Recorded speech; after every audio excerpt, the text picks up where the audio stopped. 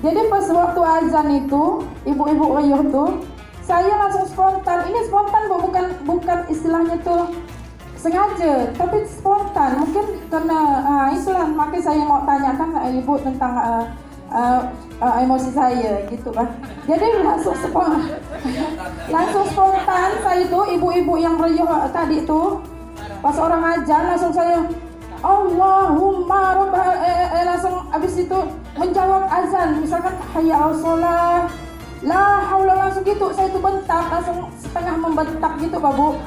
Jadi ibu-ibu tuh kayak ada yang tersinggung gitu Pak Bu.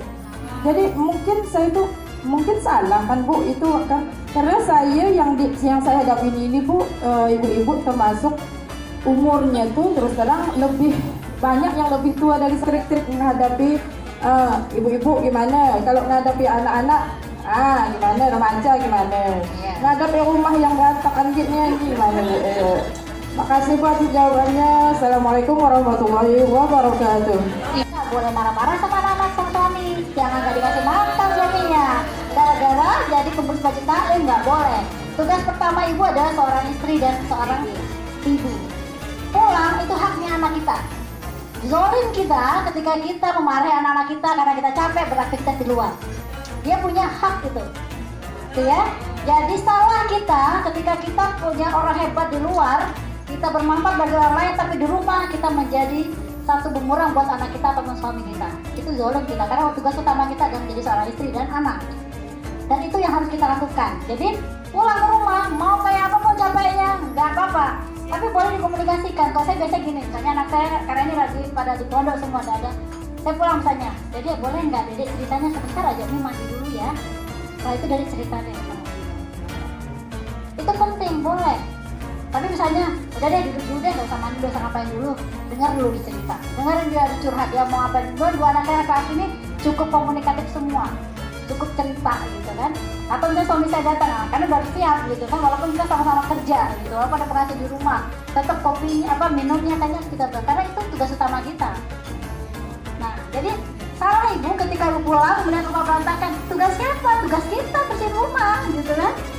Nah itu ibu harus ubah dulu pola ibu. Ketika ibu sudah menjadi seorang ibu yang cocok buat di rumah kita, misalnya ketika ibu punya aktivitas di rumah atau lebih ringan, nah itu kita akan mengatur emosi kita.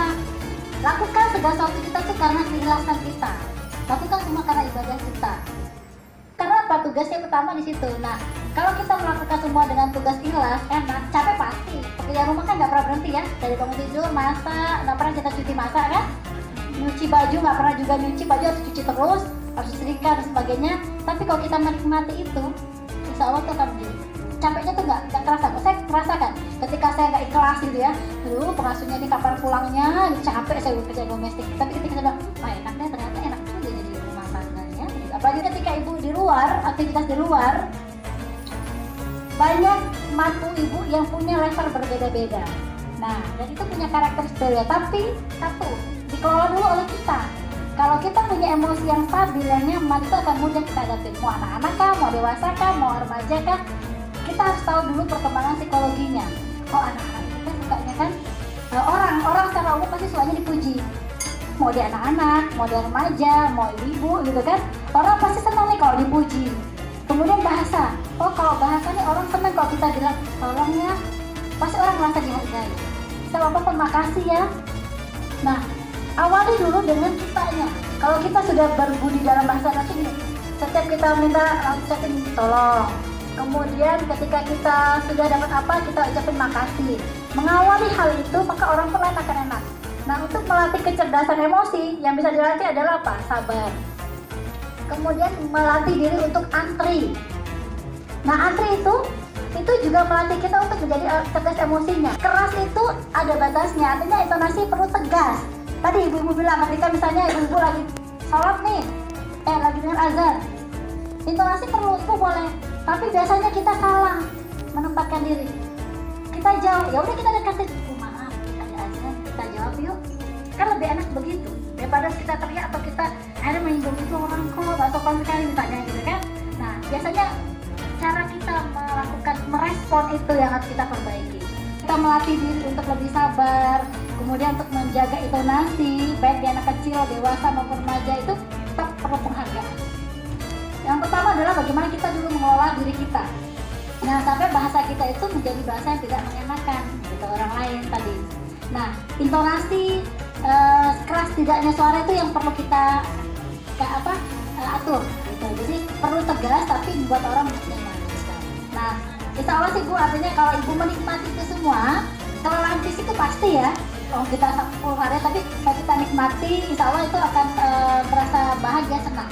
Karena Ibu full tuh aktivitasnya, nggak bingung di rumah mau ngapain. Jadi ada aktivitas, ketemu ibu-ibu, ketemu anak-anak. Apalagi alhamdulillah ini menjadi amal jariah kan, mengajar ngaji, menjadi taklim dan sebagainya itu amal jariah yang terus tidak pernah putus buat kita. Gitu. Jadi silakan Ibu teruskan. Tapi tadi coba counter tadi dengan bersabar. Kemudian dengan menarik nafas, misalnya kalau lagi mau marah, apa dulu deh, gitu, duduk. Kalau dia gini duduk gitu ya. Kemudian kalau tadi mau marah di rumah, nggak usah marah pun.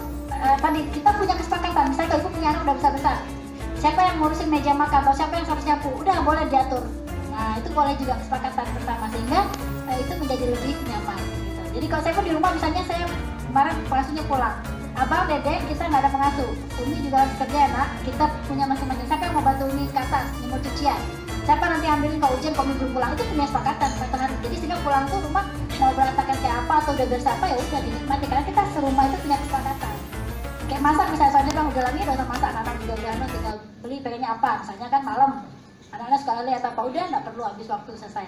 Nah itu kesepakatan gitu. Jadi sehingga hidup itu kita nikmati semua kelebihan kekurangan kita, sehingga saling mencukupi, melengkapi. Kalaupun ada masalah pasti, tapi bagaimana masalah itu kita hadapi bersama, bagaimana kita mengantisipasi gitu. Gitu mungkin ya Bu ya.